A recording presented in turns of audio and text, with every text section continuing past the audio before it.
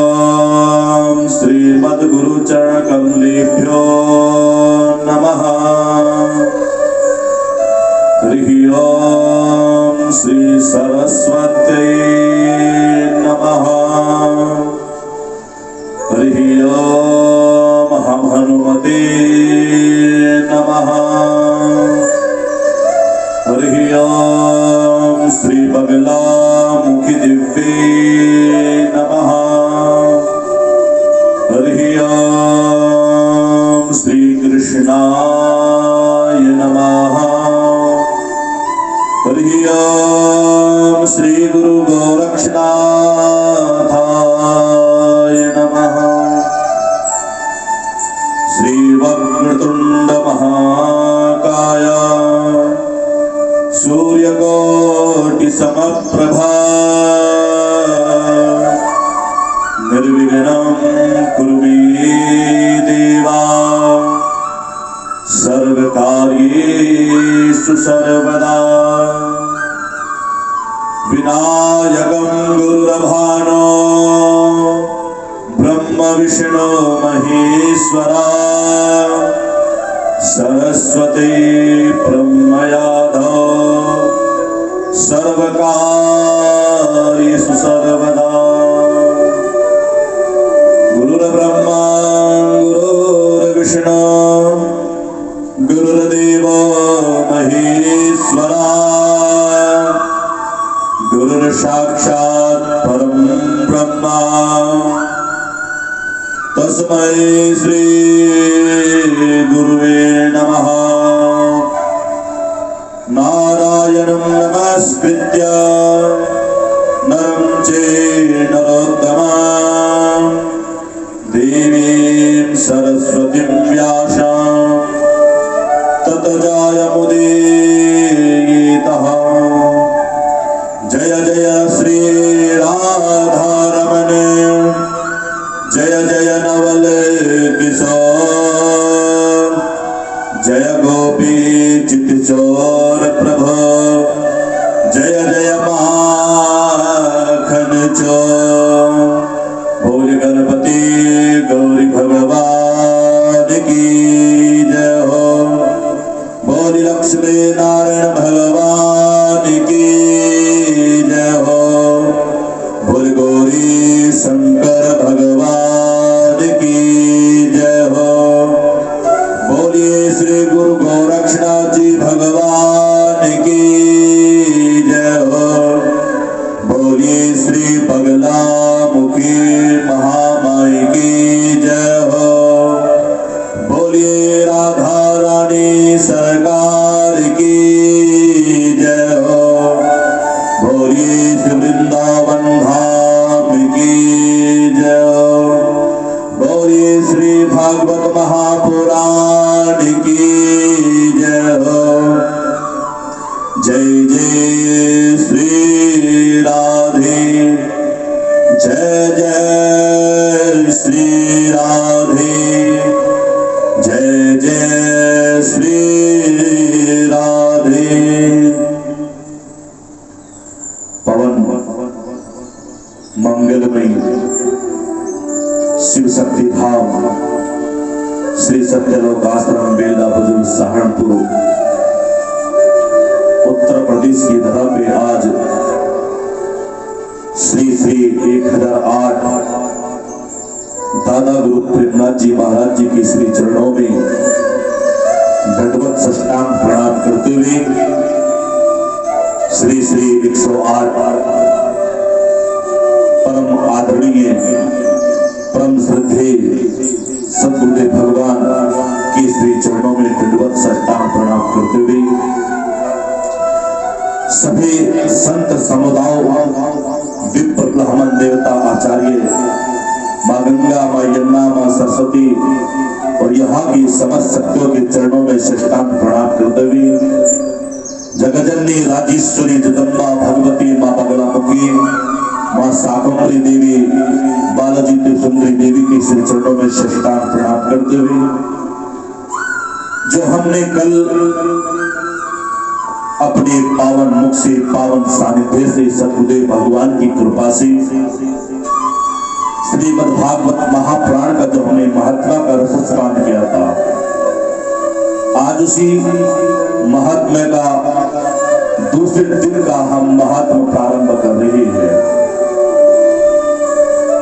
जैसे गंगा में डुबकी लगाने से मन और आत्मा वाणी पवित्र होती है, शीतलता प्राप्ति होती है, उसी प्रकार श्रीमद् भागवत महापुराण की कथा का स्मरण करने से अनंत अनंत जन्म जन्मांतरों की अनंत मुक्ति और वैकुंठ की प्राप्ति होती है महाराज।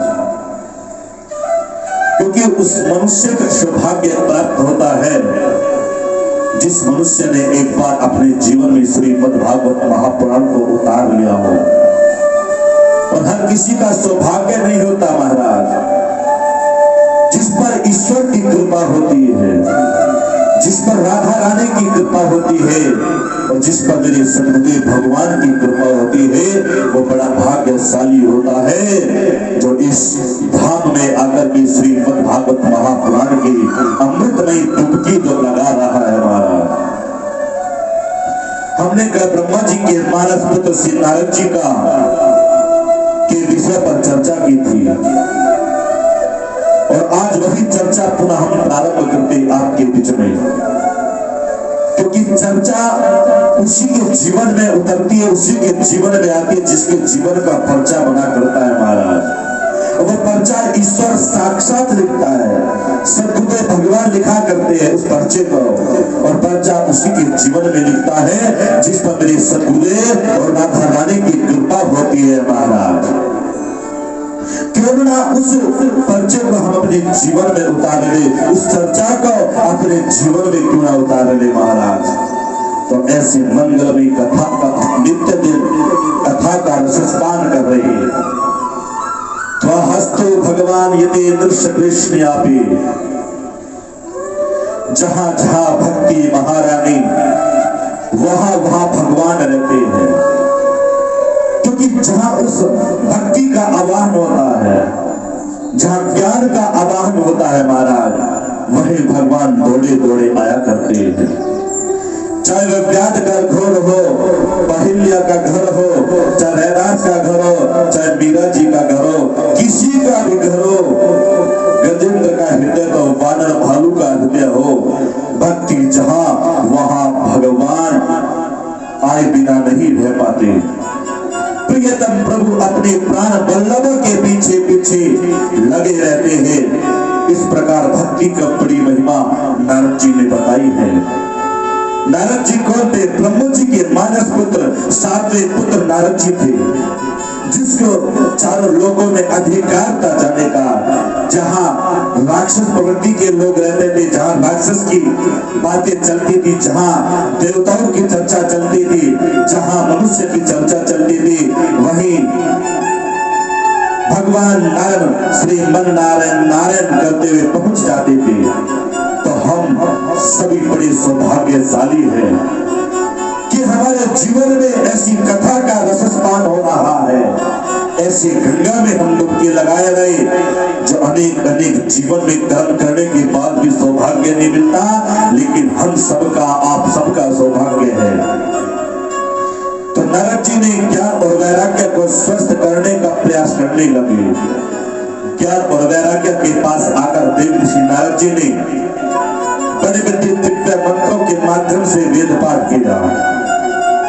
चारों वेद सने सने सुनाते पर लाभ नहीं हुआ महाराज। उपनिषदों का पाठ किया फिर भी लाभ नहीं हुआ। सबका सार भागवत गीता भी सुना दिया, वह भी एक बार गीता पठित हूँ, अनेक बार भागवत गीता का पाठ भी सुनाया। थोड़ी सी चेतना तो आई परंतु तो फिर भी गए। तो अब नारद जी को चिंता होने लगी। ज्ञान प्रबुद्ध्यातम शीघ्रे वैराग्य प्रबुद्ध्या, ज्ञान खड़े हो जाओ, नारद जी ने कहने लग गई। वैराग्य सावधान हो गई।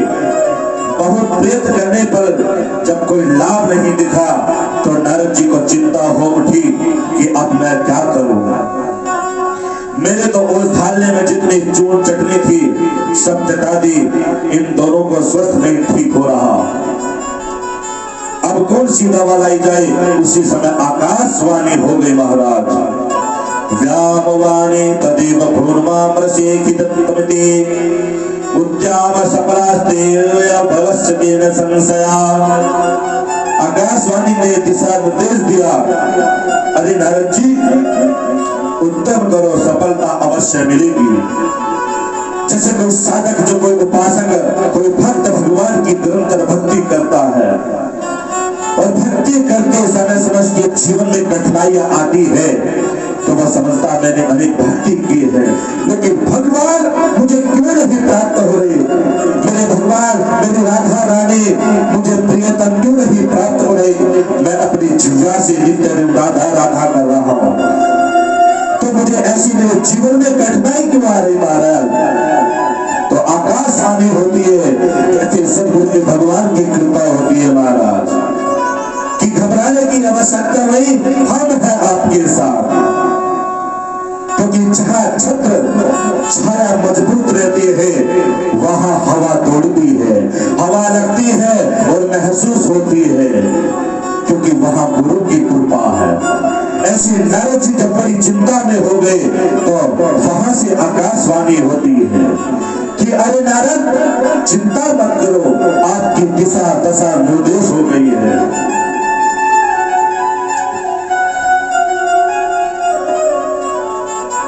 नारद जी ने पूछा क्या करूं, तो आकाशवाणी ने कहा इतदर्था तो सत्कर्मा सुरित्वम समाचारा।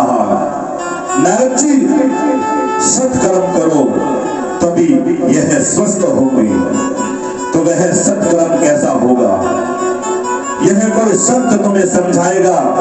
अब नारद जी सोचने लगे कि आकाशवाणी ने भी बात स्पष्ट नहीं कही, अरे या तो कोई संत का ही नाम नहीं बता देती, अमुक महात्मा के पास चले जाओ तो मैं सीधा पहुंच जाता, या दवा ही ठीक से नाम बता देते तो मैं उस दवा को ढूंढ लाता।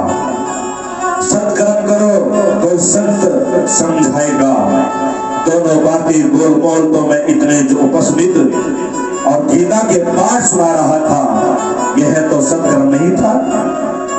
यदि यह सत्कर्म नहीं है तो सत्कर्म का स्वरूप कैसा होगा, और कौन सा संत समझाएगा। चलो ढूंढते हैं, कोई न कोई तो मिलेगा महाराज। नारद जी चलने लग गए, मन में नारायण नारायण का जाप चलता जा रहा और नारद जी दशा दिशा देखते जा रहे, बार बार देख रहे तो नारद जी निकल पड़े महाराज। जो महात्मा मिलता है उसी को प्रणाम कहते हैं। महाराज जी बताइए कि सत्कर्म किसे कहते हैं। छोटे मोटे महात्मा तो वैसे ही नारद जी के हाथ जोड़ लेते हैं। अरे नारद जी ब्रह्मा जी के पुत्र हो, सारे ब्रह्मांड में तुम्हारी गति है, और इतना दुनिया भर में घूमने वाले महात्मा हमसे आकर पूछ रहे हैं कि सत्कर्म किसे कहते हैं, क्या हमें बताएंगे महाराज। और जो बहुत प्रतिष्ठित महात्मा थे वे अपनी इज्जत बचाने के लिए इशारा करते थे कि आजकल हमारा मौन व्रत चल रहा है, मौन खुलेगा तभी हम आपसे बात करेंगे। मुंह की भूतस्थाने तो क्रियंतो फलविताहा। कुछ मौन व्रत लेकर के बैठ गए और कुछ दाएं बाएं हो गए, पर नारद जी को समुचित उत्तर देने वाला कोई महात्मा ही नहीं मिला महाराज। अब नारद जी को और भी ज्यादा परेशानी बढ़ गई कि अब क्या आए जाए। सामान्य तो व्यक्ति दवा पूछे तो कोई भी डॉक्टर बता देता, पर कोई बहुत अनुभवी विख्यात डॉक्टर यदि कोई औषधि पूछे तो छोटे मोटे डॉक्टर बताने में सहज नहीं जुटा पाते। इतना बड़ा विषय से पूछ रहा है, क्या बताइए नारद जी को अपने में कंसर्न थोड़े ही है क्या, महान संत है, उनको जवाब देने वाला ऐसे थोड़ी ही सहज कर लेगा क्या। जब कहीं से कोई भी जवाब नहीं मिला महाराज तो नारद जी सीधे बद्रीनाथ की ओर चल पड़े कि भगवान नर नारायण वहां नित्य निवास करते हैं, ऐसी विशाल पूरी बद्रीनाथ में मेरा समाधान अवश्य हो जाएगा। यही सोचकर के नारद जी बद्रीनाथ में विचरण करने जा रहे थे और संगादिक चारों भाइयों से भेंट हो गई। नारद जी अपनी व्याथा कथा सुनाते हुए कहते हैं कि महाराज आप ही बताइए, आपने मेरी चिंता का कारण पूछा तो मैंने समस्या पूरी सामने रख दी। आप कृपा बताइए कि संक्रमण कौन सा है, और जो आकाशवाणी ने मुझे बताया था। महाराज जी आप भी कोई साधन महात्मा नहीं हो, आपकी सबसे बड़ी विशेषता तो यह है कि सदैव वैकुंठ में पहुंच गए। वहां भगवान के नित्य पार्षदों ने जब आपको रोकने का दुस्साहस किया तो तेरी भुकुंडित करके 3 जन्म के लिए उन्हें धरती पर गिरा दिया। ये संभो भुगंग मात्रेन द्वार परो हरहे पुरा भूमो निपततो सगोजत कृपाल पुरम गतो।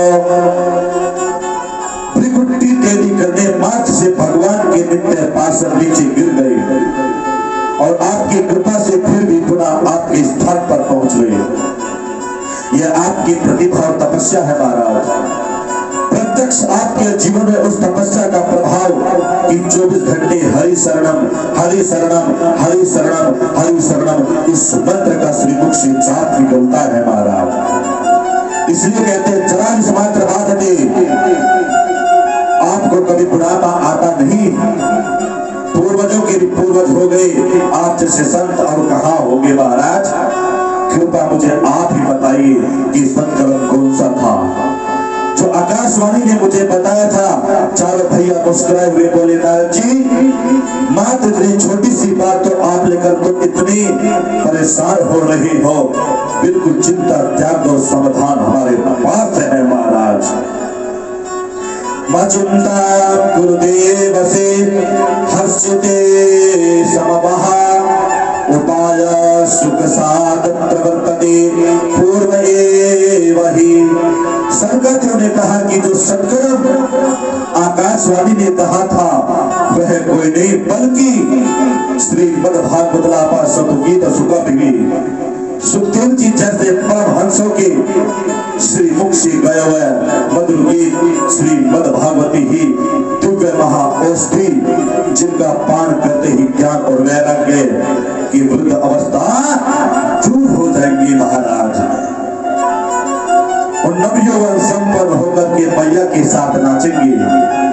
जब नारद जी के संगति पर बात विश्वास नहीं हुआ तो संगति कहते नारद जी वही तवा हमारा है।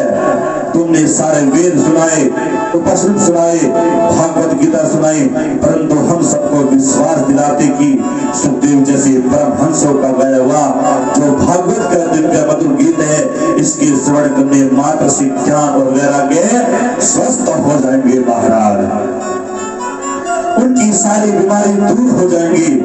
नारद जी बोले महाराज भागवत तो मैंने भी पढ़ा है, मेरे पिताजी ब्रह्मा जी ने मुझे भागवत का अध्ययन कराया था, इसलिए मैं जानता हूँ कि भागवत में जो व्याख्याएं है सब वैदिक सूत्रों की व्याख्या है। वेद रूपी वृषरहित फल श्रीमद्भागवत है। जब वेद उपनिषद सुनाते ही कुछ नहीं हुआ तो वेदों की व्याख्या करने वाले ग्रंथ श्रीमद्भागवत से भला क्या हो जाएगा। संगतिक मुस्कुराते हुए बोले नारद जी कोई आम का मीठा फल खाने वाला यह कहे कि वाह फल जब इतना मधुर है तो वृक्ष कितना मधुर होगा। जिसने इसको पैदा किया वो फल त्याग करके कोई वृक्ष समाने लग जाए तो क्या मधुरस मिलेगा क्या महाराज। वाह स्वाद लेने के लिए फल का ही सेवन करना पड़ेगा, वृक्ष में वो स्वाद नहीं मिलेगा।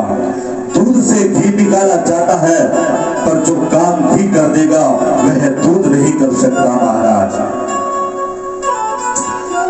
घी में बढ़िया बढ़िया पूरी संकेत घी के खत्म हो जाए तो कोई तर्क दे कि बची हुई पूरी दूध में निकाल लो, क्योंकि दूध से तो ही घी निकला है पर दूध से कुछ नहीं होने लगा। गन्ना का रस शक्कर बनाता है पर जो मिठाइयां शक्कर से बनती है वे गन्ने के रस से नहीं बन पाएगी महाराज। इस प्रकार विविध दृष्टांतों से जब शंकादिकों ने नारद जी को समझाया तो नारद जी का शंका तुरंत दूर हो गया और नारद जी हाथ जोड़ करके बोले भैया अब मैं समझ गया कि पढ़ लिख करके कोई कितना भी बड़ा पंडित बन जाए, पर आप जैसे महापुरुषों का सत्संग जब तक नहीं करेगा, जब तक शास्त्रों का रहस्य समझ नहीं सकता। पर आप जैसे महान संतों का दर्शन से ही ऐसे ही मिल जाता है महाराज। भाग्य दे नमो जन्म समझते न थंगम चलावते पुरुषो यदवै अज्ञान हेतु कृतिमोह अंधकार नाश विदहि तदगंत विवेकः। इस जन्म के भाग्य से नहीं अपितु जन्म जन्मांतर के जब पुण्य उदय और भाग्य उदय होते हैं तब जीव को सत्संग और लाभ प्राप्त होता है महाराज। आप जैसे संतों का दर्शन और संग मिलता है तो उससे विवेक जागता है। जब विवेक का सूर्य उदय होता है तो अज्ञान का सारा अंधकार नष्ट होता चला जाता है। इसी बात को हमारे गोस्वामी जी कहते हैं कि बिनु सत्संग विवेक न होए और राम कृपा बिनु सुलभ न सोई।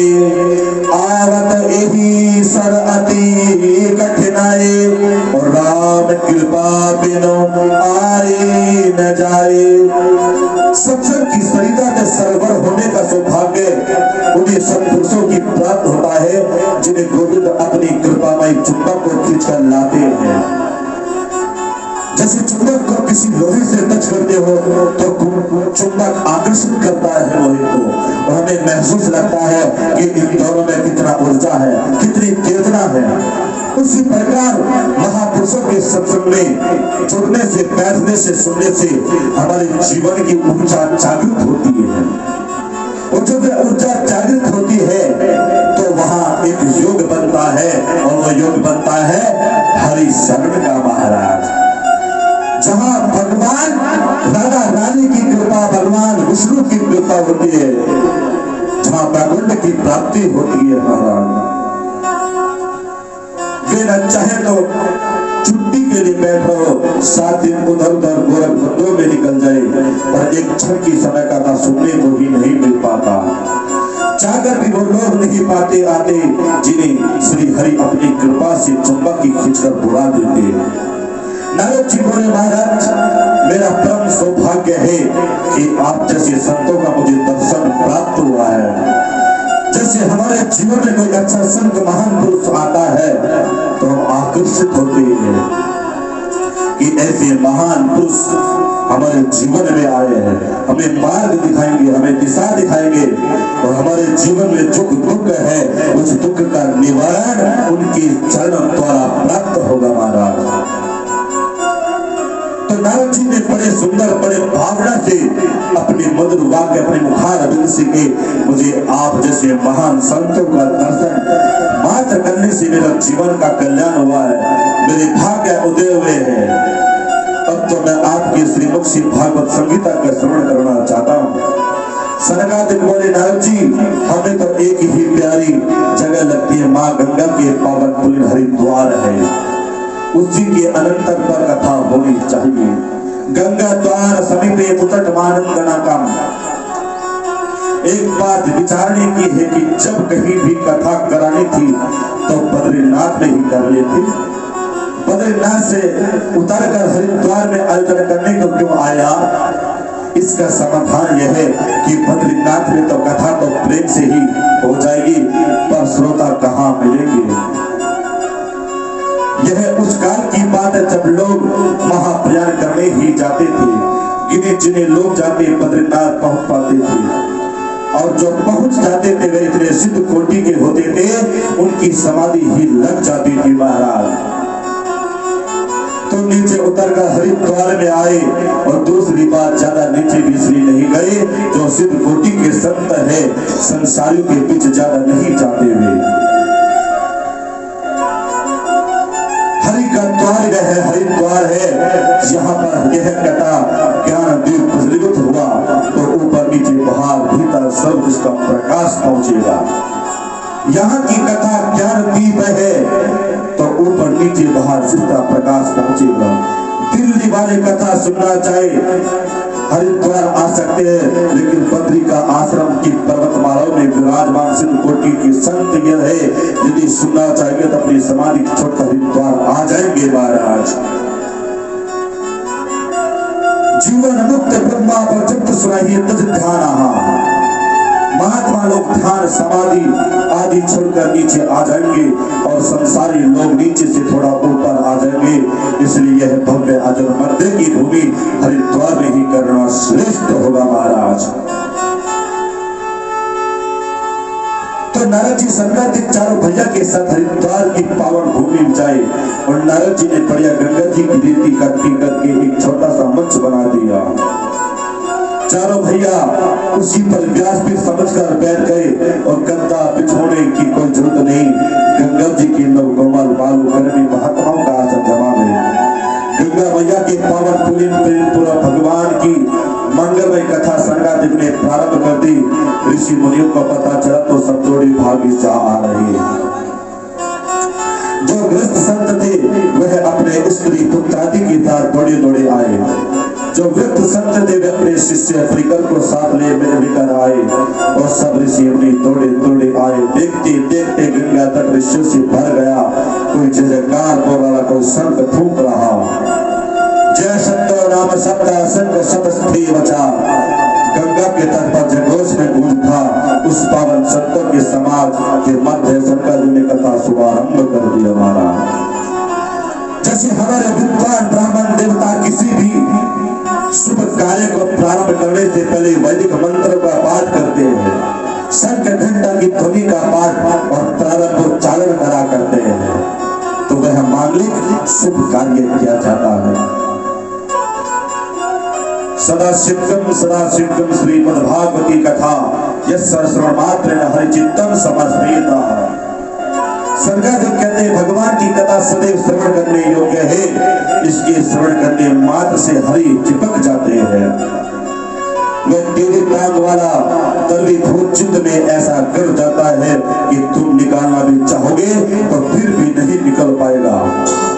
पुरुषोक्त गायत्री आदि के उच्चार से जो सुख प्राप्त होता है वह भागवत के श्लोक की पाठ करने मात्र से प्राप्त हो जाता है महाराज। तो मानव तन पाकर भी जिसने इस परम लाभ को प्राप्त नहीं किया वह चंडाल के समान है, गधे के समान है, श्वास लेता हुआ मुर्दे के समान है। इसी प्रकार न जाने कितनी गालियों दे डाली। नारद जी पूछे महाराज आप क्यों गाली देते हो? सनत बोले यह गाली हम नहीं दे रहे। एवं विदंती देवी देव समाज मुख्य यहाँ। ऐसा आकाश में खड़ा पूरा देव समाज कहता है कि आभंगों को देखो, भगवान के चरित्र अमृत की पवित्र धारा बह रही और यह उसमें आचमन और आवागमन नहीं करते। हम लोग अमृत का कलश लेकर गए फिर भी भगा दिए। इन्हीं तो कथा अमृत सुलभ है, पर यह लोग इसका लाभ नहीं उठा लेते। इसलिए उन जीवों के दुर्भाग्य पर देवता उन्हें गालियां देते हैं। संगादिक चारों भाई भागवत की महिमा मुख्य कंठ से गा रहे हैं। उसी क्षणिक दिव्य अलौकिक नाम से कीर्तन की ध्वनि सुनाई पड़ी और सबने देखा ये क्या है। भक्ति सुतो तरुणो प्रेम रूपा सहस विरसी श्री कृष्ण गोविंद हरे मुरारे और नाथे नमानि मुखवदन्ति। भगवान की मधुर वाक्य से, भगवान के मुखारबिंद से, उस नाथ के मुख से ये मधुर गीत का उच्चारण हो रहा। श्री कृष्ण गोविंद हरे मुरारी हे नाथ नारायण वासुदेवा।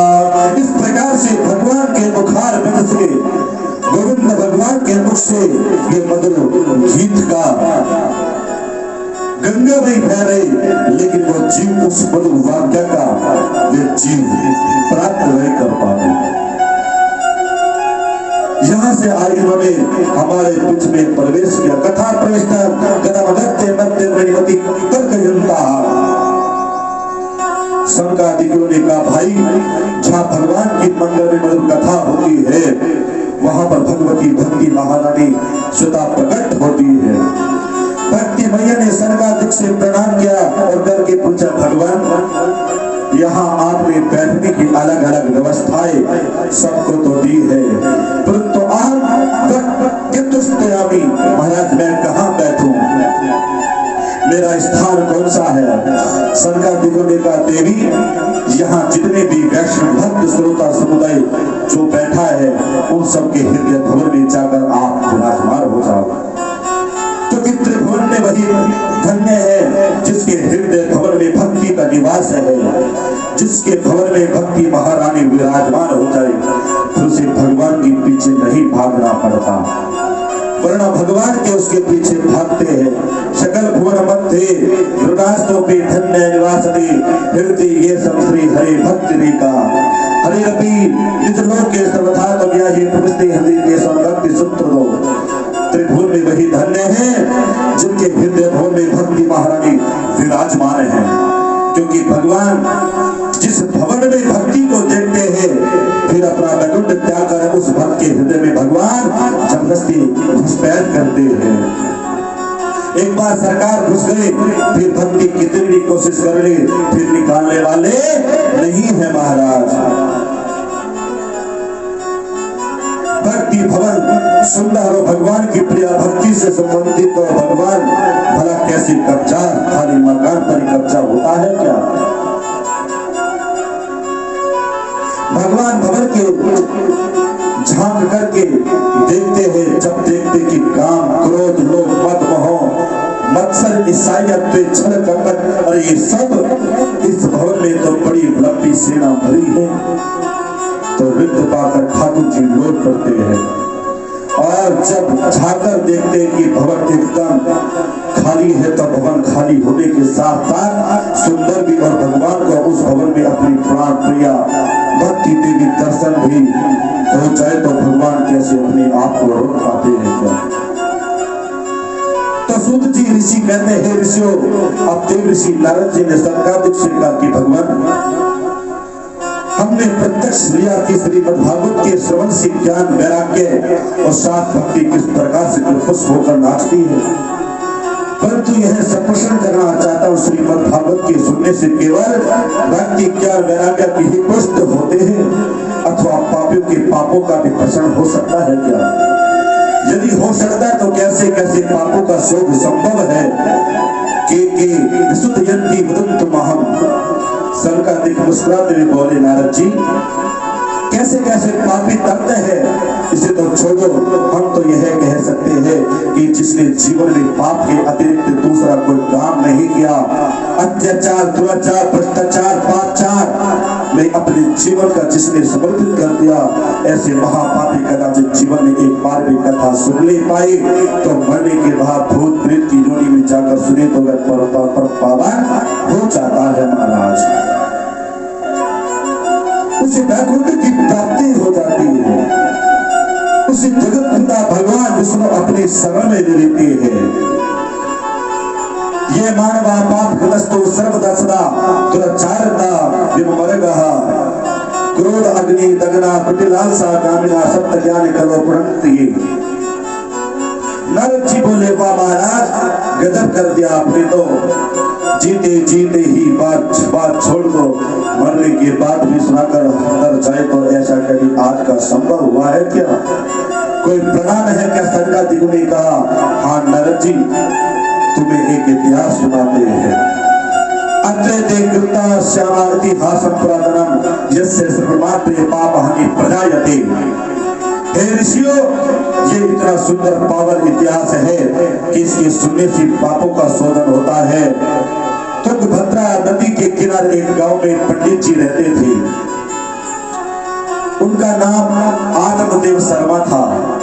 द्वितीय भास्कर समान बड़े विद्वान थे, विशुद्ध ब्राह्मण वृत्ति में जीविका चलाते थे। संपन्न थे, उनकी धर्मपत्नी का नाम श्रीमती धुंधरी देवी था और पतिदेव जितने विद्वान और सुशील स्वभाव के थे, ठीक इसके विपरीत उनकी धर्मपत्नी भी थी। भयंकर झड़गारू थी, जाकर पड़ोसी से रीठा चाच हो गए, तब उसका भोजन ही हजम न हो, इतना खतरनाक स्वभाव था। इधर से उधर चुगली करके आपस में लोगों का झगड़ा करवाना, झगड़ा कर बैठना, यह सब विचित्र स्वभाव था। पर ब्राह्मण इतने सीधे और सरल थे कि उसमें भी अपना निर्वाह कर रहे थे। इस बात को लेकर कि गृह बच्चन बना देता, वह ब्राह्मण घर छोड़कर वन की ओर चला गया। एक वृक्ष के नीचे बैठकर आंसू बहने लगा। एक संत निकल पड़े। ब्राह्मण की आंखों में आंसू देखे तो विचार आया कि इस वन में एकांत में आंसू बह रहा है, निश्चित ही प्रभु के लिए जो रो रहा होगा, कोई भागवत प्राप्ति का मोक्ष जिज्ञासु। चलो कुछ मार्गदर्शन करते हैं। संत चले गए और पूछे, कथम रोदसी विप्रतम का कोचिंता बरीसी उदसत्तम सत्वारम महास्वस्य दुखस्य कारणम। संत ने पूछा, भाई क्यों रो रहे हो आप, कौन सी चिंता सता रही, शीघ्र हमें बताइए। ब्राह्मण ने देखा कि संत सहानुभूति दिखा रही। ब्राह्मण संत के सम्मुख और प्रकुंठ मुख कंठ से रो रहा, पड़ रहा, चरणों से चिपक गया। महाराज, अपने मन की बात आपको क्या बताऊं, न जाने पूर्व जन्म के कितने पाप उदय हो गए। पूर्वजों को चल देता हूं तो उनकी आंखों से आंसू आ जाते हैं, क्योंकि मेरे पास कोई भी चल देने वाला नहीं। भगवान का दिया घर में सब कुछ है, पर संतान के बिना वह घर काटने को दौड़ता है। महाराज, मैंने एक गाय पाली पर वह भी पांच है, उस गाय की कोई बछड़ा नहीं हुआ। वर्षों से घर में बंधी है। एक वृक्ष लगाया, वह भी कितना बड़ा हो गया, पर अब तक उसमें एक फल नहीं आया। बताइए मेरा दुर्भाग्य। संत ने मन ही मन सोचा, राम राम, हम तो कुछ और सोचकर आए थे। हमने तो सोचा कि प्रभु के लिए रो रहा होगा तो मार्गदर्शन करूंगा, पर ये तो पुत्र के लिए रो रहा। फिर भी इसका मार्गदर्शन कुछ न कुछ तो करना ही चाहिए। संत जी ने समझने का प्रयत्न किया। एक ब्राह्मण क्या बेटा बेटियों के चक्कर में रोता है, यह महा अज्ञान है। कर्मों की गति बड़ी गहन बलवती है, इसलिए विवेक से काम लो। संसार की बेटा बेटी की वासना की निकाल दो। कौन किसका बेटा ब्राह्मण, तुमने इतिहास पढ़ा होगा या सुना होगा। राजा सागर की 60,000 बेटियां हुई थी, पर कौन से बेटे ने सागर को सुख दिया था। कपिल भगवान का आनंद करके सभी भस्म हो गई, पीड़ लग गई। तपस्या करते करते जब जाकर भागीरथ पूर्वजों का उद्धार कर पाए और धर्मात्मा आत्मा का नाम सुना होगा। संतानहीन के बड़े बड़े यज्ञ किए, तब जाकर एक बेटा हुआ, सो निकल पड़ा। महानास्तिक वीर ऐसा नास्तिक निकला, घर छोड़कर पाप को ही भगा पड़ा। तो बेटे के हो जाने पर तुम्हें सुखी हो जाओगे, इसका क्या निश्चय। आत्मादेव ब्राह्मण ने कहा, सुनो महाराज जी, यह प्रवचन देना तो मुझे भी बहुत आता है, मैं भी पढ़ा लिखा हूँ। अरे आप पापा बैरागी बेटे का सुख जानते तो क्या हो।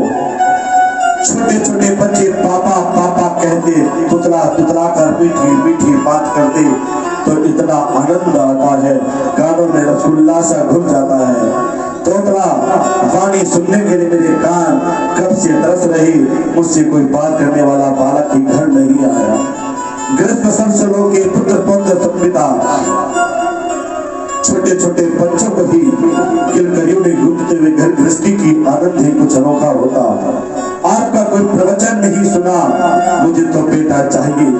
समझ गए संत, बेटे का भूत सवार है, समय यह पूछ नहीं सुनेगा। संत बोले, सुने ब्राह्मण, मैंने तेरे ललाट की रेखाओं की पढ़ लिया, माथे पर स्पष्ट लिखा है कि सप्त जन्मनी तब पुत्र ने चेने बचे। तो आज की बात छोड़, 7 जन्म तक तुझे कोई संतान नहीं होगा। इतना सुनते ही ब्राह्मण का दुख 7 गुना हो गया। जोर से सिर उठाकर संत जी के चरणों में पटका। संत जी घबरा गए। अरे ब्राह्मण, क्या आप क्या कर रहे हो, मर जाओ। ब्राह्मण ने कहा, मरने तो मैं बैठा रही था, मैं अपने दुख से वैसे ही मर रहा था। अपने दुख होने की जगह 7 गुना और बढ़ा दिया। इसी जन्म के लिए रो रहा था, आपने तो 7 जन्मों तक ही विचार सुना दिया, मुझे बेटा तो महाराज, नहीं तो दूसरी बार इतना जोर से सिर पटकूंगा कि मेरी तो प्राप्ति हो जाएगी। निश्चित नहीं जाऊंगा, पर आपको भी जरूर ब्रह्म हत्या लगेगी। मुझे ब्राह्मण भी कष्ट है, उसके कारण आप बनेंगे महाराज। संत जी का धड़कन तेज हो गई। हे भगवान, यदि व्यक्ति ब्रह्म हत्या बोल से ले ली, हमें यह आप कहता इसकी मृत्यु की कलंक हमें लगेगा। भाई मैंने क्या क्या तेरा सोच विचार कर संत जी ने कहा, ऐसा न करो भैया, जब विधाता ने तुम्हारे ललाट पर संतान योग नहीं लिखा तो मैं कहां से दूंगा। ब्राह्मण बोला, कहीं से भी दो महाराज, मुझे इतना विश्वास है कि संतों के वचन पर विधाता को भी विचार करना पड़ता है। संत चाहे तो विधाता के विधान को पलट दे। संत समझ गए कि छोड़ने वाला नहीं, तुरंत नाम लेकर एक फल ब्राह्मण के हाथ में रखा दिया। महाराज इदम मच्छे पत्र अब्दम तथा पुत्र भविष्यति, यह फल लेकर जाओ और अपने धर्म पत्नी को खिला देना। महाराज मुझे विश्वास है कि प्रभु ने चाहा तो निश्चित आपको बेटा हो जाएगा। बस इतना सुनाते ही ब्राह्मण खुशी के मारे उछल पड़ा। बस बस महाराज, बन गया कान, अब तो जल्दी बताइए, कुछ नियम तो नहीं करने पड़े। संत बोले, नहीं नहीं, नियम तो कुछ पालने पड़ेंगे, केवल खास नियम, ज्यादा नहीं। एक समय भोजन करना, पवित्रता से रहना और जीवों पर दया, किसी से लड़ाई झगड़ा न करना, यह सबको 4 नियम यदि तुमने ठीक से पालन किए तो बहुत सुंदर हो जाएगा। सुनते ही ब्राह्मण ने संत जी का साष्टांग दंडवत प्रणाम किया और फल हाथ में लेकर घर को गया। और घर आकर आपने अपनी पत्नी से कहा, अरे सुनती हो क्या, देखो मैं क्या आपके लिए स्वादु फल लाया हूँ, जल्दी से पा लीजिए। आत्मदेव ने पूरी कहानी सुना डाली और धुंधले ने सोचा, भगवान जाने किसने क्या दिया होगा, कौन सा मंत्र पड़ा होगा, कोई मेरे ऊपर जादू टोना तो नहीं चला रहा। मैं तो बहुत विचार के ही काम करते हूँ, ऐसे ही इनकी तरह आंख बुकर विश्वास नहीं करती। पंडित जी से फल तो ले लिया, पर ब्राह्मण ने बोली, महाराज आप अपना काम करो, मैं अभी शुद्ध पवित्र होकर के पूजा पाठ करके खाऊंगी। जो समझ बुझा दिया और पंडित जी चले गए। आस पड़ोस के मित्र को कहानी सुनाने लगे, देखना आज से 9 महीने बाद हमारे घर में किलकरिया गूंजेगा। अब इधर उधर देवी का फल लिए बैठी है, भगवान खाऊं न खाऊं। इतने में पड़ोसन आ गए और बोली, बहन धुंधरी, यह बैठी बैठी क्या सोच रही है। धुंधरी ने पूरी कहानी तुरंत ही सुनाते हुए कहा, बहन मैं बड़ी झंझट में पड़ गई, आज मेरी समझ में नहीं आ रहा कि फल को खाना या नहीं खाना। पड़ोसन ने कहा, इसमें सोचने की क्या बात है, तेरे भाग्य खुल गए, संत की कृपा फल मिल गया। धुंधरी बोली, मैंने सचमुच फल खा लिया तो मैं गर्भवती हो जाऊंगी। और कहा, सचमुच गर्भवती हो गई तो बता कि जब मेरे पेट में बच्चा होगा तो मेरा भोजन कम नहीं हो जाएगा क्या, मेरा भोजन कम हो जाएगा तो मैं कमजोर हो जाऊंगी, और यदि कमजोर हो जाऊंगी तो काम कौन करेगा। पड़ोसन बोली, यह बहुत बड़ी समस्या नहीं है, अपनी ननद को बुला लेना, अपनी ननद बुआ बन जाती तो बधाई को देना पड़ती। इससे अच्छा तो कि 4 महीने से बुलाकर घर का खूब काम कराऊं, काम कराने के बदले में जितना बने उसे बधाई नाम देकर विदा करूं। धुंधरी बोली, बहन तू नहीं जानती मेरी नंद महा चोटी है, 4 महीने में तो मेरा पूरा घर साफ कर दे जाएगी। उससे तो अच्छा कि कोई नौकर रख लूं, उसी की काम करवा लूंगी, अच्छा फल तो मैं खा लूंगी। एक बात बता, मैंने सुना कि गर्भवती स्त्री ज्यादा तेज दौड़ नहीं सकती। पड़ोसन बोली, तुझे कहाँ दौड़ना भागना है, तो घर के आराम करना। धुंधरी बोली, घर में आराम तो करूंगी, पर अचानक यदि भूकंप आ गया तो या घर में आग लग गई तो बहन कब भागना पड़ेगा, कोई भरोसा नहीं है। कुछ भी दुर्घटना हो जाए तो भागना, अलग खड़े होंगे तो मरना मेरा बड़ा होगा मैं कैसे भागूंगी। देवगति बदलो में पाले कथम। पड़ोसन बोली हे भगवान तू क्या उत्पादन बातें सोच रही है, यह सब सोचना बंद कर और भगवान का नाम लेकर फल खा ले। अच्छा बहन तू कहती है तो मैं से खा लेती हूँ। एक बात और बता, मैंने ऐसा सुना कि श्री सुखदेव जी महाराज जी माँ के पेट में 12 साल तक रहे, क्या बात वे सत्य है? पड़ोसन बोली हाँ बहन सुना तो मैंने भी ऐसा है।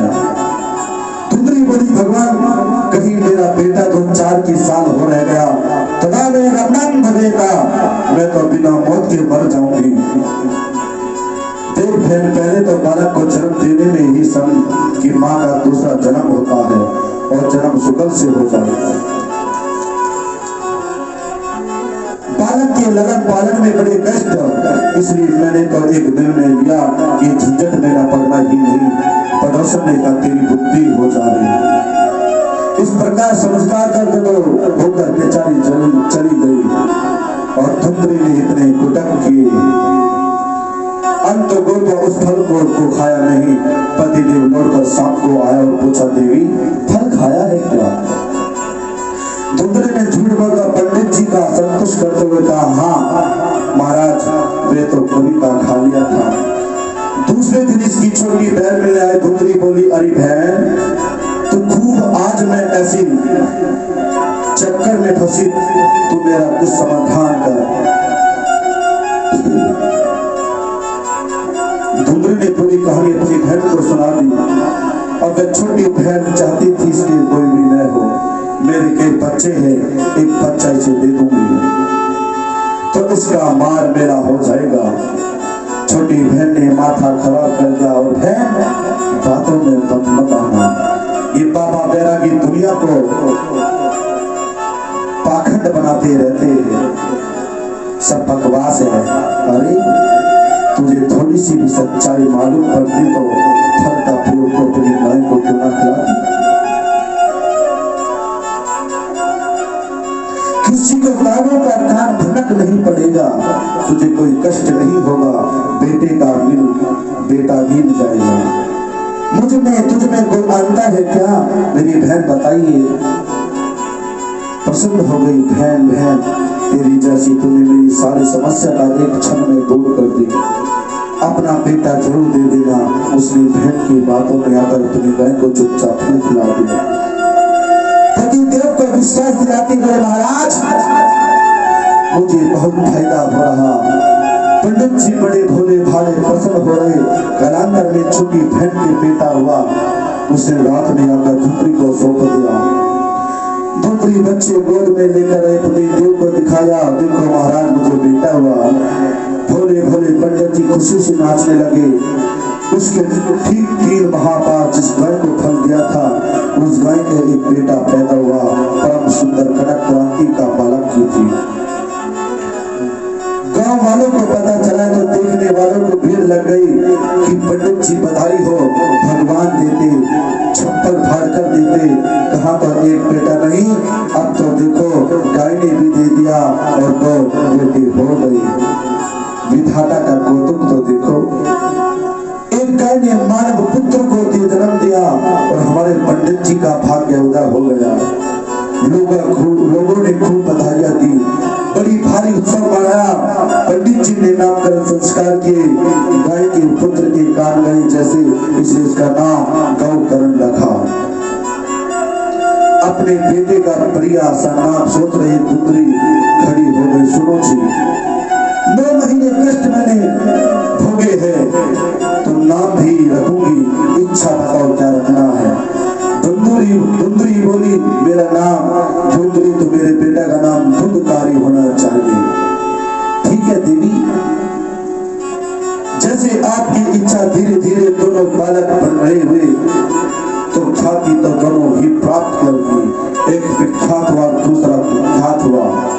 जो जो बड़े होते गए गोकर्ण उतने ही प्रखंड विद्वान होते चले गए और धुंधकारी उतना ही दुर्चारी होता चला गया। गोकर्णा पंडित ज्ञानी, पंडित का अर्थ है सत्य असत विवेचनी, बुद्धि पंड सस्य पंचता पंडिता, सत और असत को जो ठीक से विवेचन कर सके, ऐसी बुद्धि जो मालिक वह है, पंडित है। इसलिए तो भगवान ने अर्जुन को डांटा, पंडित जी ऐसा थोड़ी सोचते हैं जैसा तू सोच रहा है। सत असत जिसमें विवेक हो वह पंडित है। ऐसे महान पंडित श्री गुरु करण जी महाराज हुए और दुधकारी तो चोरी करने लगा, दुराचार में धुत हो गया, चोरी बन गया, घर जितना धन था एक एक करके सबको ठिकाने लग गया, व्यभिचारी वृद्ध हो गया। एक दिन घर में तम रख कर बाजार में बेच गया और पकड़ कर रोने लगा, हे भगवान कहाँ जाऊं, कहाँ बैठूं, किसी अपनी व्यथा कथा सुनाऊं, ऐसे जीवन में तो अच्छा कहीं जाकर मर जाऊं। प्राण सत्यम जावे तो खेत आवा। पुत्र के इन दुर्गुणों से दुखी हुए ब्राह्मण आज मरने की सोचने लगे। पहले भी मरने जा रहे थे क्योंकि बेटा नहीं, आज भी मरने जा रहे कि बेटा क्यों हुआ, वह ब्राह्मण है। अत्यंत दुखी होकर निकल पड़े तो गोकर्ण की दृष्टि पड़ गई। पिताजी की मनस्थिति को समझकर एकांत में बैठाया और समझाने लगे, पिताजी बताइए आपके संसार में सुखी कौन दिखाई पड़ रहा, यह संसार दुखालय है, सुख का केवल ब्रह्म है। पिताजी अब हम आपकी तो बात छोड़ दीजिए, तीनों लोक में अधिपति इंद्र ने पूछे तो वह भी परेशान है, चक्रवर्ती की गद्दी पर बैठा है वह भी परेशान है। पिताजी संसार में सभी दुखी हैं क्योंकि यह संसार दुख रूपी ही है, सुखी तो केवल एक ही है जो सब में व्यक्त होकर के एकांत में भागवत भजन में मस्त हो गया होगा, जिसके मन में कोई कामना वासना शेष नहीं रह गई, केवल वही महान पुरुष संसार में सुखी है। जिन श्री के पास में बंधा हुआ इस संसार के अंधधूप में पड़ा हुआ बुद्धिमान वही है जो इस कुएं में अपने को निकाल ले। आत्मदेव ने पूछा, बेटा मैं तो क्या करूं, मैं इस संसार में मन हटना चाहता हूं पर मन लगता नहीं। गोकर्ण जी कहते उसका मन हम उपाय बताते हैं। गोकर्ण जी कहते हैं, पिताजी ध्यान से सुनिए, जीव को संसार में बांधने को दो रस्सियां है, उन रस्सियों को नाम है अहंता और ममता। देह में अहंता और देह के नातों में ममता, इन दोनों रस्सियों में जीव बना हुआ है। यह पंच भौतिक देह जो पंचायती धर्मशाला है, इस धर्मशाला में कमला बुक कर लिया तो आराम से रहे, पर तुम उसका आधिपत्य स्थापित करने का प्रयास न करो क्योंकि पांचों की धर्मशाला पर किसी का कब्जा नहीं हो सकता, वह धक्का मारकर निकाल देगा। क्षिति जल पावन गगन समीरा, पंच रचित ये आगम सहीला। इन पांच तत्वों में यह पंचायत धर्मशाला अपने अपने आस्वादन करके बनाई है। हम लोग प्रेम से रहे, हम लोग तो कब्जा ही बैठ रहे क्योंकि एक बार रहने के बाद खाली करना ही चाहता। इसलिए पिताजी देह पर बार-बार विचार करने से देह छूट जाती है, शरीर मांस वेद मज्जा स्नायु आदि से लुप्त है। तो इस ईट के प्यारे से भरे हैं, दीवारों पर बढ़िया डेंटिंग पैटिंग कर दे, इसलिए चमक मरने लगे तो यही स्थिति इस भवन की है महाराज, जिसमें हम देह आत्मा बुद्धि के प्रति नासावान शरीर को आत्मा मान लेता। यह पहली रस्सी और दूसरी चतु सदा सद ममता। अरे जब देह ही हमारा नहीं तो दिन रातें हमारे कहां से हो गई। सबकी ममता को त्यागना चाहिए।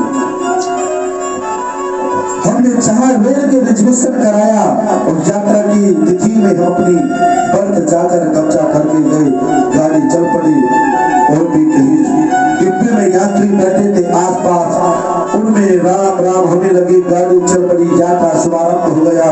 बातों में यात्री ने गपसास करते करते घनिष्ठता बढ़ गई, चर्चा करते अचानक सामने वाला स्टेशन आ गया और सुनी बोले बिस्तर बांधे, अच्छा भैया चलते हैं। हमारा टिकट पूरा, हमने यही उतार था, हमने भी हाथ जोड़ के राम राम कहकर विदा कर दिया और सीट खाली हुई तो दूसरा यात्री आ गया, भैया यहाँ से हमारा रिजर्वेशन है, जिसका जहाँ जितना यात्रा टिकट करने जा रहे हैं। मानव जीवन की यात्रा में जैसे हमने अपनी यात्रा का शुभारंभ किया हो, गाड़ी में बैठे सहयात्री गए, माताजी, पिताजी, भैया, बहन, दादा, दादी, बाबा, काका, फूफा आदि सब हमारे जीवन की सहयात्री है। कल तक जिनको जानते नहीं थे, आज धीरे धीरे इतनी प्रगति हो गई, उनके सहयात्री तब तक कल तक जिनको जानते नहीं थे, धीरे धीरे उतनी प्रगटता वो कैसे हो गई, यात्रियों से प्रतीत हो गई। बस सफल थोड़े आगे चले कि दादा स्टेशन आ गया, संसार में जाकर विदा कर दिया। वे अपने घर चले गए, जीवन की यात्रा आगे बढ़े से विवाह हो गया। एक नया यात्री हमारे जीवन की गाड़ी में जुड़ गया, जिसका जब तक पता नहीं था यात्रा आगे बढ़ी तो पिताजी का स्टेशन आ गया, वह गए घर घर, कुछ ही दिनों में बेटा हो गया, नया यात्री जीवन में फिर जुड़ गया। पुराने यात्री आगे जाते रहे, नए नए यात्री जाते जा रहे, जीवन सफल चलता जा रहा हमारा। यह पंथ संगम है, यात्रा का नियम, यात्रियों का प्रेम पूर्वक व्यवहार करो ताकि यात्रा का आनंद आवे और यात्रा कहीं भार न बन जाए हमारा। इसलिए यात्रा से मेल जोड़ करके स्नेह पूर्वक यात्रा करो, इसलिए अतिरिक्त ज्यादा न हो जाए कि जब तक यात्रा पूरी हो तो यात्री को छोड़ा न जाए। टिकट पूरा हो गया, गाड़ी आपके स्टेशन पर खड़ी, यहीं तक आपके पास टिकट है। हम सबको समझना चाहिए कि हमें इस मोह को त्याग करके व्यक्त होकर के उस शक्ति को जानना चाहिए, जिस आत्मशक्ति ने, जिस ईश्वर ने हमें ये टिकट दिया इस रेल के डिब्बे में बैठने के लिए। ये भूमि जो दी है, जो ये जगह दी है, ये मात्र एक यात्री को बैठने के लिए दी है। कहता है कि उस आत्मा स्वरूप को जानो, अपने आप को पहचान, लेकिन वो व्यक्त मोह में पड़ करके समझ नहीं पा रहा था हमारा।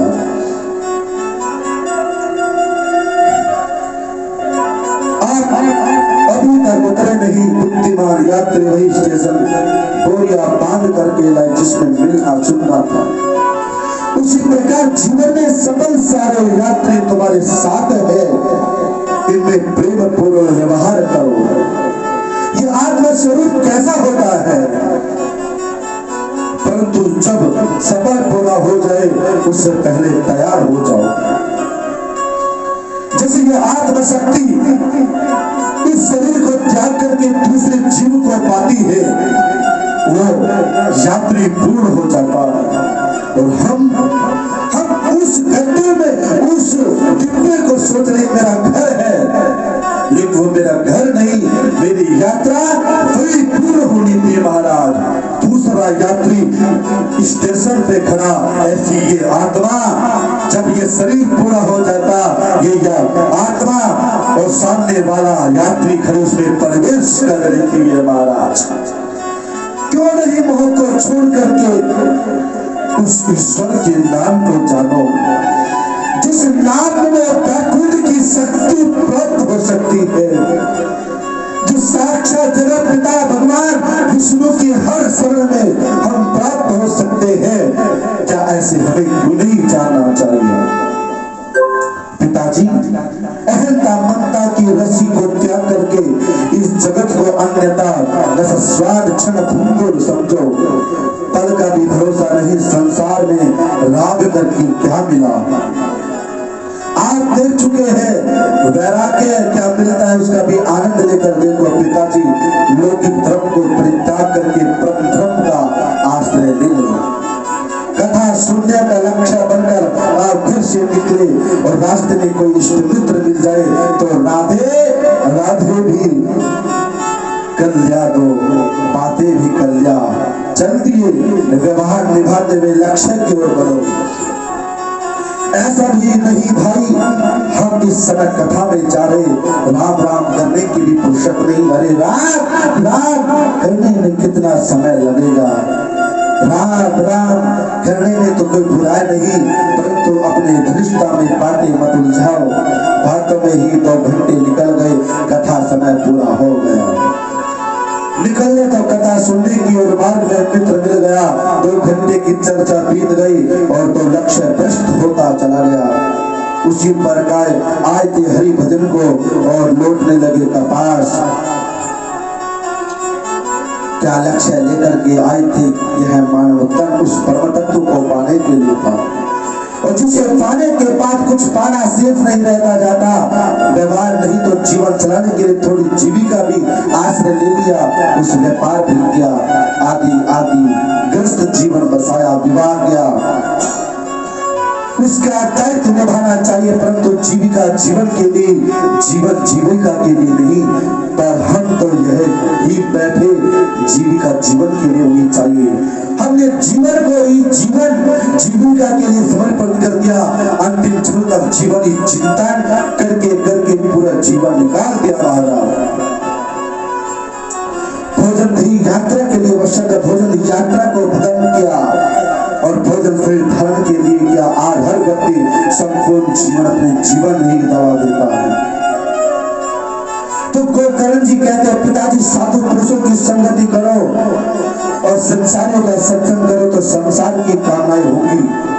संसारियों की संगति से संसार चित चढ़ता है और भागवत प्रेम से रंगे हुए भागवत ऋषि की संगति करो तो भागवत प्रेम आपके भीतर जागृत होने लगेगी महाराज। नेतागिरी अपने आप धीरे धीरे आ जाएगी। पहलवानों के संग उठना बैठना प्रारंभ करो तो पहलवानी भी आ जाएंगी। ज्वारियों के साथ बैठना प्रारंभ करो तो फैसले आ जाएंगे। ठीक उसी प्रकार से भागवत रसिया का संग करोगे, भागवत प्रेम अपने आप जीवन में आता चला जाएगा। और जैसे सत्संग जैसे रंगत तो सत्संगों का संग करने से क्या होगा महाराज पिताश्री? सत्संग के संग लगते हुए अच्छी लग बन जाएगी। 60 वर्ष की अवस्था में आत्मदेव को पुत्र एक ही बात अच्छी चित्त में बैठ गई। तुरंत को त्याग कर वन को चला गया। संतों के बीच रहकर श्रीमद् भागवत के 10 स्कंद का पाठ करके भागवत उच्चार रविंद्र पे रति करता हुआ ब्राह्मण अंकुर ब्रह्म गति को प्राप्त हुआ महाराज। अब पिताजी के वन में जाते खुद कर माता जी को पकड़ा और माता जी पिताजी सारा माल तुम्हें सौंप होंगे, अब जल्दी जल्दी बता दो माल कहाँ, कितनी तिजोरियां छुपी रखी। भैया बोली बेटा तूने घर में छोड़ ही लिया तो बर्बाद कर दिया, अब फूटी कोली घर में नहीं, मैं तुझे कहां से लाकर दूं? काटने लगा, झूठ बोलती नहीं बताऊंगी तो जलती लकड़ी से बार आपको बार बार पीटूंगा मैं। प्रभु अंत निश्चिंतयता। अब तो धुंधली रोने लगी और हाय हाय क्या हो गया? अब तो निश्चित ये दुष्ट मुझे मारेगा, कहां जाऊं क्या करूं कुछ समझ में नहीं आया। रात में छोड़कर भाग गई। कूदो पता कूदो रात्रो तेरे निधनता अंधकुआं में गिरकर रात्रि के समय अपने जीवन का प्रांत कर दिया। पिताजी संतों के साथ गए और माताजी कुआं में गिर गई। गोकर्ण जी को लगा कि शायद अब हमारी बारी है। तीर्थ यात्रा करने बहाने भाइयों को समझाया और पूजा का गोकर्ण जी निकल गए। धुंधकारी घर में बिल्कुल अकेला रह गया तो 5 गणिकाओं को बाजार से बुलाकर घर में बैठा लिया और निरंतर चोरी डकैती डालकर धन संपत्ति जो भी कमाता उन देवी को लाकर सौंप देता हूं। विचार कीजिए, यह आत्मदेव की कथा नहीं हम सबकी कथा है। तुंगभद्रा नदी के तट पर रहने वाला था यह ब्राह्मण आत्मदेव, उसी प्रकार ये हमारा शरीर भी तुंगभद्रा है। तुंग अर्थात श्रेष्ठ और भद्र अर्थात कल्याण, जिसके द्वारा उत्तम कल्याण का मार्ग प्रस्तुत वह तुंगभद्रा और वह हमारा मानव शरीर है। इस शरीर की रहने वाला प्रत्येक जीवात्मा ब्रह्मण आत्मदेव है और आत्मदेव रूपी जीवात्मा तो बेचारा भोला भाला है। पर यह संसार आदमी का बुद्धि रूपी उसकी पत्नी धुंधली बहुत खतरनाक, और एक दिन आत्मदेव जंगल में गया तो उसे भगवान की कृपा से सत्य का दर्शन हो गया। संत को जब अपनी समस्याएं बताई तो संत ने बहुत समझाया और आत्मदेव ने मानी नहीं। आत्मदेव को बोले हमें कुछ नहीं चाहिए, हमें तो एक बेटा चाहिए। धुंधली की समस्या ही घर में पैदा ना होती, परंतु गलती कहां हो गई, न खा लेना धुंधली को खाया। उसी प्रकार हम संतों के पास भी बैठते, संतों को अच्छे सुन सुनकर हमें ज्ञान रूपी फल की प्राप्ति होती। संतों के वचनों से ज्ञान प्राप्त होता है महाराज। हमारे जीवन में जो बुराइयां होती है, हमारे जीवन में जो दुराचार पाप चाल होता है, छल कपट होता है, मोह लालच होता है, सत्संग में बैठ करके भागवत महापुराण की गंगा में डुबकी लगाने से उन पापों का विनाश होता है। और सत्संग हरि कृपा, संतों की कृपा होती है तो समस्त हरि शरण प्राप्त हो जाते हैं और वैकुंठ धाम प्राप्त हो जाता है महाराज।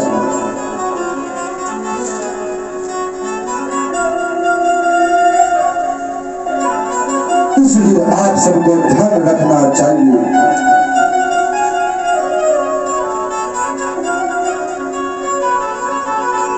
इस भावना में सुख स्वरूप व्यास और व्यासपीठ का पूजन करें। कथा के समापन में श्रोता समुदाय का कीर्तन करें। इसलिए संगीत के 3 अंग है, गायन, वादन और नृत्य। गायन वादन करने वाले तो महापुरुष बहुत देख रहे हो, पर नाचने वाला कोई नजर नहीं आता। उस कवि को पूर्ण करने के लिए भक्ति महारानी अपने दोनों पुत्रों को हाथ पकड़कर संत समुदाय के बीच प्रकट हो गई। ताता त्याग करके भाव में डूबकर नाच उठी। हरिद्वार में गंगा के आनंद तट पर आरोग्य संकीर्तन प्रारंभ हो गया। कोई ताली बजा रहा, कोई नाच रहा, कोई वीणा बजा रहा, कोई मजीरा बजा रहा, कोई प्रेम से आलाप कर रहा, कोई मृदंग पर थाप ले रहा। समस्त श्रोता समुदाय, संत समुदाय झूम झूम का कीर्तन नाच रहे। आइए हम और आप भी अपने मन को भगवान के मंगलमय नाम के कीर्तन में समर्पित होते हैं। राधा